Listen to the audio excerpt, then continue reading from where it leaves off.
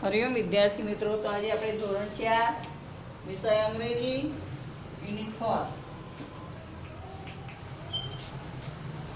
અવર helpers એટલે કે આપણા વ્યવસાયકારો, બરાબર।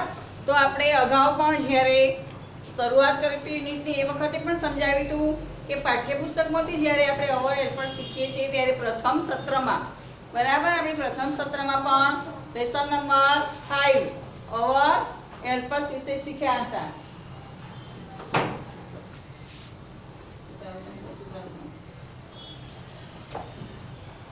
અવર હેલ્પર્સ એટલે કે આપણા વ્યવસાયકારો। તો આપણે અહીંયા એક્ટિવિટી 5 સુધી સમજ આપી હતી। હવે તમને એક્ટિવિટી 6 એ તમારા બંને મિત્રો, તમે બે મિત્રો હોય એમાં તમારે રમત રમવાની છે, બરાબર। તો એ તમારે ક્રિયા ઘરે રહીને પણ કરી શકો, બરાબર। પાયલોટ, તો તમને એવું આપ્યું, do you want to be a pilot? શું તારે પાયલટ બનવું છે, બરાબર? એવા પ્રશ્નો છે। તો ત્યાં આપણે પાયલટ છે ત્યાં નીચે એ પ્રશ્નોના જવાબ પાઠ્યપુસ્તકમાં લખીશું। પછી આપણે જોઈશું પેજ નંબર એક્ટિવિટી 7। અહીંયા ખ્યાલ આવ્યો કે પ્રશ્ન પૂછવાના છે, શું તારે પાયલટ બનવું છે, શું તારે શિક્ષક બનવું છે, શું તારે ડૉક્ટર બનવું છે, શું તારે આર્ટિસ્ટ એટલે કે કલાકાર બનવું છે, પોલીસમેન, શું તારે ટેલર બનવું છે, એવા અહીંયા જે આપ્યું છે તે પ્રશ્ન કેવી રીતે પૂછવાનો છે કે do you want to be a pilot, એવી રીતે પ્રશ્ન પૂછવાનો છે અને એનો જવાબ તમારે યસમાં હોય તો તે વ્યવસાય જે બનવાનું હોય એના તે નીચે યસ લખવાનું, બરાબર। આવી રીતે 5 પ્રશ્નો કોઈ તમને પૂછે તો તમારે જે બનવાની ઈચ્છા હોય એના નીચે તમારે યસ, YES, યસ એટલે કે હા, નો એટલે ના, એનો નો એટલે ના। હવે આપણે પેજ નંબર જોઈશું 42। તો તમે જોઈ શકો છો આ વાર્તા છે। તો આ વાર્તા એક્ટિવિટી 7 એમાં હું તમને સમજાવી દઈશ પહેલા કે વાર્તામાં તમે બે પ્રાણીઓ જોઈ શકો છો, શિયાળ અને બગલો। તો આપણે શિયાળે એની, બરાબર, વર્કશીટમાં પણ પ્રશ્ન પૂછ્યો તો તે સારસ અથવા બગલો બંને આપણે લખી શકીએ। તો અહીંયા બંને મિત્ર હોય છે અને એકબીજાને ભોજન કરવાનું આમંત્રણ આપે છે, એટલે સપર એટલે કે સાંજનું ભોજન। તો પહેલાં તો folks invited Miss Cram for supper one day. તો કુમારી, આ મિસ્ટર ફોક્સ છે, બરાબર। તો એ શ્રીમાન આ શિયાળ એ કુમારી સારસ અથવા બગલાને સપર એટલે કે સાંજનું ભોજન એ આમંત્રણ આપે છે। તો ઓ શ્યોર, થેન્ક યુ એટલે હું ચોક્કસ આવીશ, તમારો આભાર। Please come to my house today for supper, એણે આમંત્રણ આપ્યું એટલે આ બગલાએ આમંત્રણ સ્વીકાર્યું। પછી આ જે Miss Crane goes to Mister Fox house. હવે મિસ્ટર ફોક્સ ત્યાં તમે એસ જોઈ શકો છો, એ એક્સ એપોસ્ટ્રોફી એસ આપેલો છે, FOX ની બાજુમાં આ રીતે એક્સ આપેલો છે, FOX। તો એનો અર્થ થાય નો, ની, નું, ના, બરાબર। તો શિયાળના ઘરે ત્યાં જે એણે આમંત્રણ આપ્યું હતું તો જમવા માટે જાય છે। તો yes, it smell good and I am hungry too, બરાબર। આની સુગંધ સારી, શું કીધું કે યસ, હા, સરસ સુગંધ, સ્મેલ એટલે સુગંધ, સરસ સુગંધ આવે છે અને હું ભૂખ્યું પણ છું। આપણે હંગ્રીનો સ્પેલિંગ આગળ શીખ્યા હતા, HUNGRY, હંગ્રી એટલે ભૂખ લાગી પણ છે। તો please come in Miss Crane, તો શું કહે છે પ્લીઝ એટલે મહેરબાની કરીને આવો, અને the supper is ready, ready એટલે તૈયાર, તમારું જમવાનું તૈયાર છે। તો the begin to eat, Mister Fox can eat from the dish but Miss Crane can not eat from the dish. હવે બિગન એટલે કે શરૂઆત, બિગિન એટલે કે શરૂઆત કરે છે, તેઓ ખાવાનું શરૂઆત કરે છે ત્યારે આ શિયાળે શું આપ્યું છે? બગલાને ડીશ આપી છે. હવે શિયાળ તો ડીશમાંથી સારી રીતે ખાઈ શકે, પરંતુ બગલાની ડોક બહુ લાંબી હોય. કેવી હોય? લાંબી. તો એને પાણી પીવા કે એને ખાવા માટે કુંજો જોઈએ. તો શિયાળે એને ડીશ આપી તો બગલો ખાઈ શકતો નથી, આ સારસ ખાઈ શકતું નથી. તો કહે છે કે I can't eat from a dish, તો હું આ ડીશમાંથી ખાઈ શકતું નથી. તો ઓ ઇટ્સ ખૂબ જ સ્વાદિષ્ટ છે એવું કહે છે. ડિલિશિયસ, બરાબર. Please come Mister Fox, supper is ready. તો પછી શું કહે છે કે હવે આ પોતે બગલાભાઈ, હવે આમંત્રણ કોણે આપ્યું તું? શિયાળે. તો શિયાળે આપણે કોઈ પણ વ્યક્તિ હોય આપણા ઘરે જમવા બોલાવીએ અને એને આમંત્રણ આપીએ તો પછી કંઈ ભૂખ્યા રાખીએ આપણે? ન રખાય. પરંતુ આ શિયાળે તો શું કર્યું? પોતે ડીશમાં ખાય અને પછી આને શું કર્યું? બગલાને ડીશમાં જ આપ્યું. પણ બગલાભાઈને શું જોઈએ? કુંજો જોઈએ. તો બગલાભાઈ તો સારી રીતે જમી શક્યા નહીં. એટલે બગલાભાઈ કેવા રહ્યા? ભૂખ્યા. એટલે પછી એણે શું કર્યું? પછી બીજા દિવસે આ બગલાએ એટલે કે સારસે શું કર્યું? એને આમંત્રણ આપ્યું. કોને? શિયાળને. બરાબર. તો અહીંયા આ પેજમાં જોઈ શકો છો તમે, પેજ નંબર 43 ઉપર. અહીંયા આ બગલા સારસનું ચિત્ર એ ખાઈ શકતો નથી. અહીંયા શિયાળ પોતે પોતાના જ ઘરે આમંત્રણ આપ્યું છે, તો આ એનું મહેમાન કહેવાય. તો પણ એ ભૂખ્યો રહે છે અને ઉપરથી શું કહે છે? ઓ ઇટ્સ ડિલિશિયસ, ખૂબ જ સ્વાદિષ્ટ છે. ડિલિશિયસ એટલે કે સ્વાદિષ્ટ છે. હવે જો number 4. The next day Miss Crane invited Mister Fox for supper. હવે નેક્સ્ટ પછીના દિવસે શું કર્યું? કુમારી સારસે આ શિયાળને જમવાનું આમંત્રણ આપ્યું. હવે ત્યાં પણ જોજો તમે, તો જ્યારે આ શિયાળ સારસના ઘરે જાય છે ત્યારે શું કહે છે? Please come Mister Fox, supper is ready. તો શું કહે છે? જમવાનું તૈયાર છે. રેડી એટલે તૈયાર. Yes it smell good, I am hungry too. આ પણ જેવું સારસ બોલું તો એ જ વાક્ય બોલે છે શિયાળ કે હું ખૂબ જ ભૂખ્યું છું અને સુગંધ પણ સારી આવે છે. ગુડ એટલે સરસ, સ્મેલ એટલે સુગંધ. તો હવે જોઈ શકો છો ઓ ઇટ્સ ડિલિશિયસ. એ પણ શું કહે છે? ઓ આ તો ખૂબ જ સ્વાદિષ્ટ છે.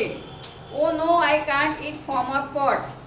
હવે બગલો જો પોતે એ કુંજો એના કુંજામાં સારી રીતે ખાઈ શકે છે. અહીંયા શિયાળ ખાઈ શકતું નથી. કેમ? કારણ કે એ શિયાળ કુંજામાં સરળતાથી ખાઈ શકતું નથી. તો બંને આગળ એ શું કરવા માંડ્યા? એકબીજાને હસવા લાગ્યા. એટલે અહીંયા જે પહેલાં શિયાળે આમંત્રણ આપ્યું અને બગલા સાથે જેવું વર્તન કર્યું એવું જ વર્તન કોણે કર્યું? બગલાએ, એટલે કે સારસે. એ સારસે શિયાળ સાથે એવું વર્તન કર્યું. તો અહીંયા લેસન પેજ નંબર 45 તમે જોઈ શકો છો પાઠ્યપુસ્તકમાં કે બંધ બેસતા ન હોય તેવા શબ્દની ફરતે ગોળ કરો. તમને 6 નંબર આપેલા છે. તો પહેલા નંબરમાં રેડ, બ્લુ, બિગ અને ગ્રીન. બરાબર. તો ત્યાં તમારે રંગના નામ રાખવાના છે, પરંતુ બિગ ત્યાં અલગ પડે છે એટલે પેન્સિલથી બિગ ઉપર શું કરવાનું? ગોળ. હવે ડોક્ટર, ટેલર, સિસ્ટર અને ટીચર. તો અહીંયા વ્યવસાયકારો છે. શું છે? વ્યવસાયકારો. તો ત્યાં તમારે સિસ્ટર ઉપર ગોળ કરવાનું. હવે એલિફન્ટ, કેટ, નર્સ અને ડોગ. તો ત્યાં તમે જોઈ શકો છો કે બધા પ્રાણીઓ છે અને એક જ વ્યવસાયકાર છે નર્સ. તો ત્યાં તમે નર્સની ઉપર ગોળ કરવાનું છે. હવે બનાના, એપલ, બોલ, ગ્રેપ્સ. તો ત્યાં તમે જોઈ શકો ફળો આપેલા છે અને માત્ર એક જ રમવાની વસ્તુ છે જે બોલ. એ જુદી પડે છે એટલે એના પર આપણે શું કરીશું? ગોળ. સ્મોલ, બિગ, બ્રાઉન અને ટોલ. હવે સ્મોલ એટલે નાનું, બિગ એટલે મોટું, બરાબર, ટોલ એટલે ઊંચું. તો બ્રાઉન રંગ આપ્યો છે, તો ત્યાં તમારી બ્રાઉનને ફરતે શું કરવાનું? ગોળ. રાઉન્ડ, સ્ક્વેર, યેલો અને ટ્રાયેંગલ. તો અહીંયા આકારો આપેલા છે, તો આકારો સિવાયનો યેલો રંગ છે, તો ત્યાં તમારે શું કરવાનું છે? યેલો પર ગોળ. હવે પતંગનું ચિત્ર દોરો. અહીંયા તમારે જાતે પતંગનું ચિત્ર દોરવાનું છે અને small, red, big, long, square, blue and white એવા સ્પેલિંગ આપેલા છે તમને. અહીંયા ચિત્ર દોરવાનું છે, અહીંયા સ્પેલિંગ આપેલા છે. હવે નીચેના વાક્ય આપણે ખાલી જગ્યામાં પૂરીશું. એ ખાલી જગ્યામાં શું છે? પતંગની સાઈઝ, એનો કલર, એનો શેપ. શેપ એટલે કે આકાર. તો નીચે લખેલું છે કે ધીસ ઇઝ માય કાઇટ.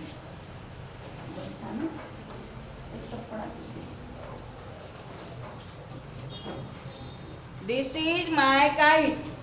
તો આ મારો પતંગ છે. It is a big kite. તો ત્યાં તમે શું લખશો? Big kite. BIG. તમે પતંગ વિશે લખવાના કીધા 5 વાક્યો ઈટેમાં કે વર્કશીટમાં તો આવડતા હોવા જોઈએ. તો it is a big kite. It is red. બરાબર, તો હવે રંગ ત્યાં લખીશું રેડ.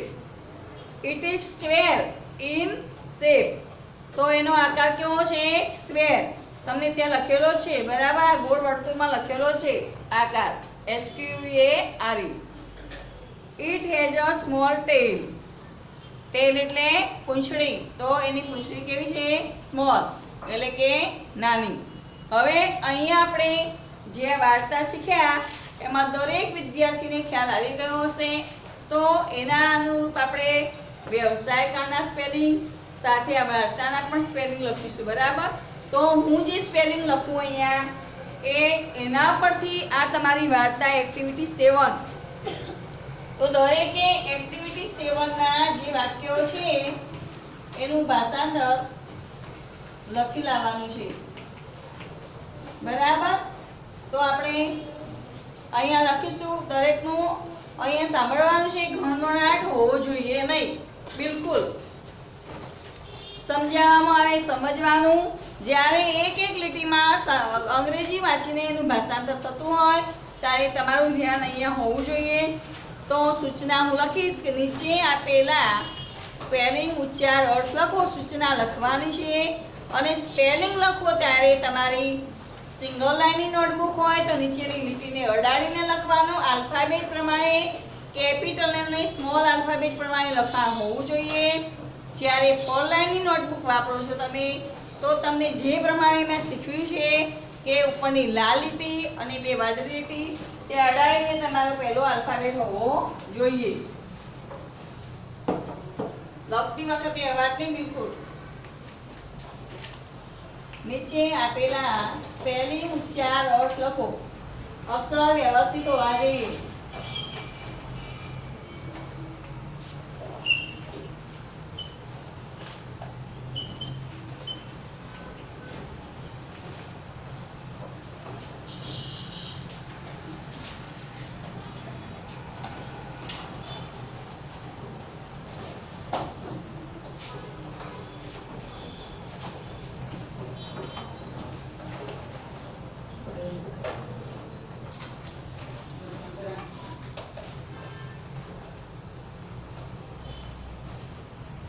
જે આપણે લખાવ્યું હતું એના નીચેથી તમારે લખવાની શરૂઆત કરવાની છે.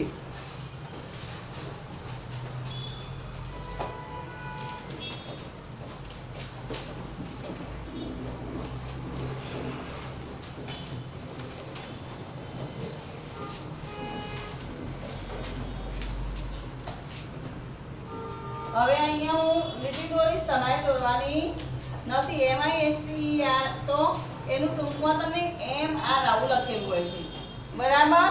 તો તે શું થાય? મિસ્ટર. મિસ્ટર એટલે શ્રીમાન.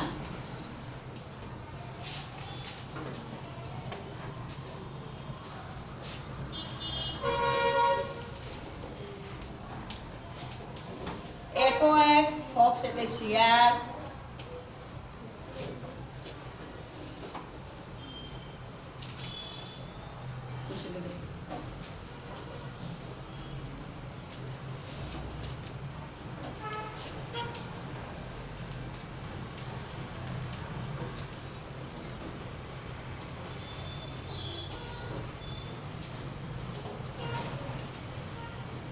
ટુ ઇન્વાઇટ એટલે આમંત્રણ આપવું.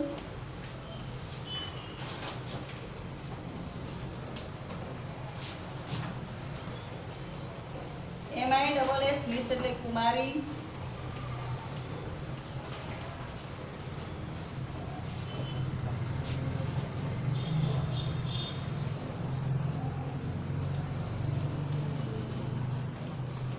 અહીંયા સ્ટોપ પર એટલે વાળું પછી સુપર ના લખતા, બરાબર.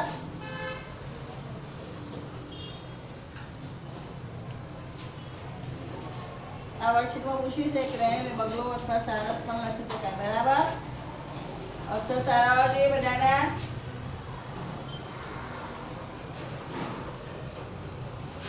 અહીંયા હાઉસ એટલે ઘર, હોમ એટલે પણ શું થાય?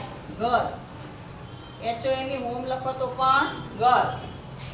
પ્લીઝ PLEASE પ્લીઝ એટલે મહેરબાની કરીને.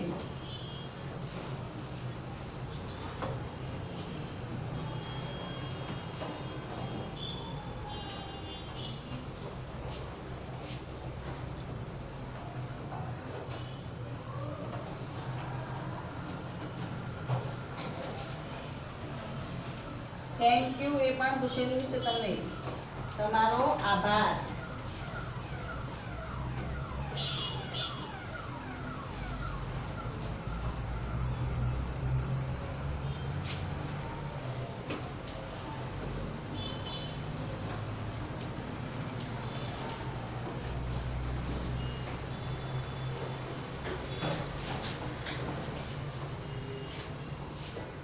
ડિલિશિયસ એટલે સ્વાદિષ્ટ.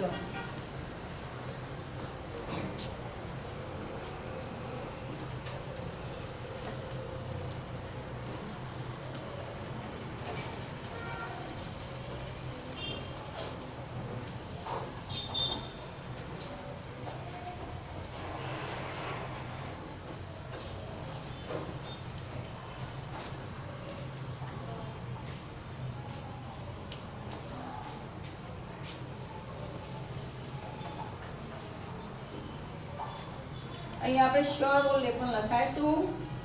અહીંયા હું લખું શ્યોર એટલે ચોક્કસ, બરાબર.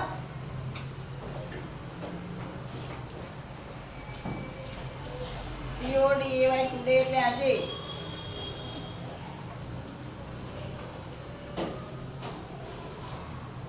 એ તો બધા ખ્યાલ હશે. ટુડે એટલે આજે, ગઈકાલે તો યસ્ટરડે, આવતીકાલે તો ટુમોરો, ખબર છે બધાને.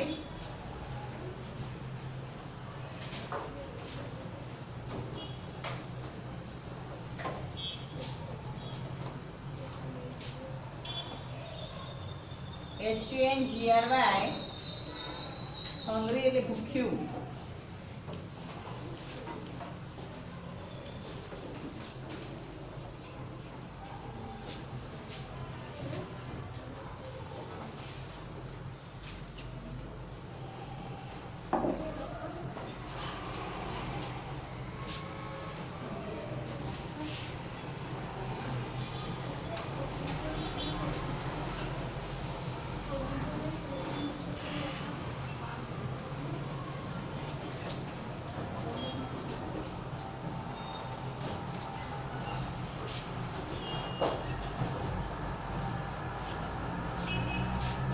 તો અહીંયા હું સાફ કરતી જઈશ, બરાબર. તો વાંચીશ MISTER મિસ્ટર એટલે શ્રીમાન, એટલે કે ટૂંકમાં મિસ્ટર કહેવાય. FOX ફોક્સ એટલે શિયાળ. TOINVIT ટુ ઇન્વાઇટ એટલે કે આમંત્રણ આપવું. MISS મિસ એટલે કુમારી. SUPPER સપ્પર એટલે વાળું. CRANE ક્રેન એટલે બગલો અથવા સારસ. HOUSE હાઉસ એટલે ઘર. PLEASE પ્લીઝ એટલે મહેરબાની કરીને.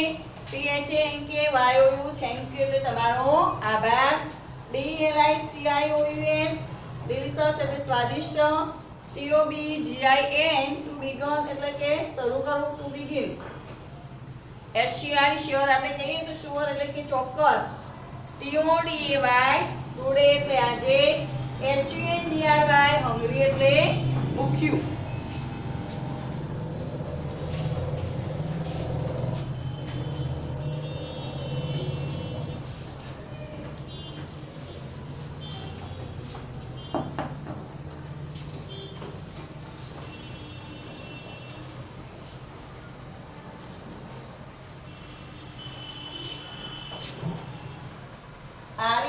વાય રેડી એટલે તૈયાર.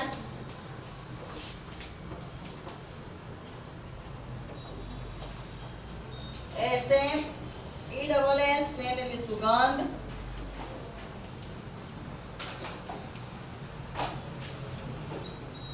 જી ડબલ ઓડી ગુડ એટલે સરસ. ટુ ઈએટી ટુ ઈટ એટલે ખાવું. ડીઆઈ એસએચ ડીશ એટલે ડીશ અથવા થાળી. આપણે ઘરે ડીશમાં જમતા હોઈએ છીએ થાળીમાં, તો એ ડીશ એટલે ડીશ અથવા થાળી.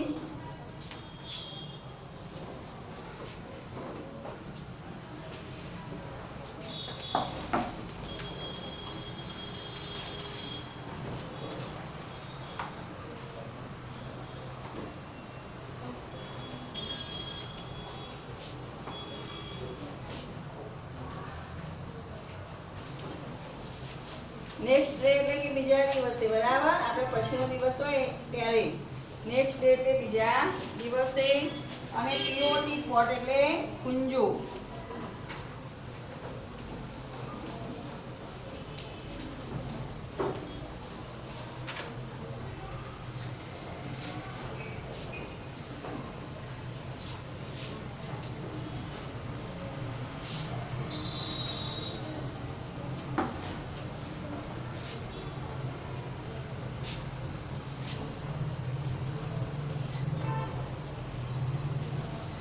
PAINTER પેન્ટર એટલે ચિત્રકાર.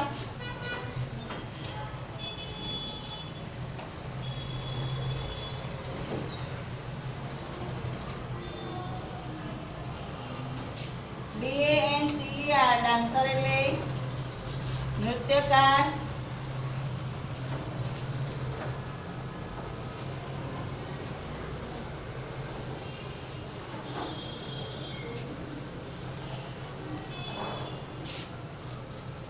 BOAT MAN બોટમેન એટલે નાવિક. BOAT બોટ એટલે હોડી, એ તો બધા ખ્યાલ છે. તો BOAT બોટમેન એટલે નાવિક.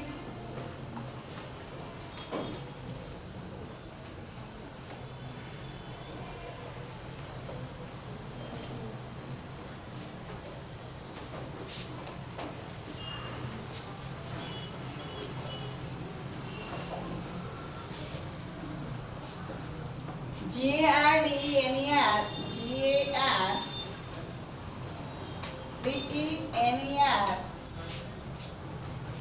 ગાર્ડનર એટલે માળી. અને GARDEN ગાર્ડન એટલે બગીચો.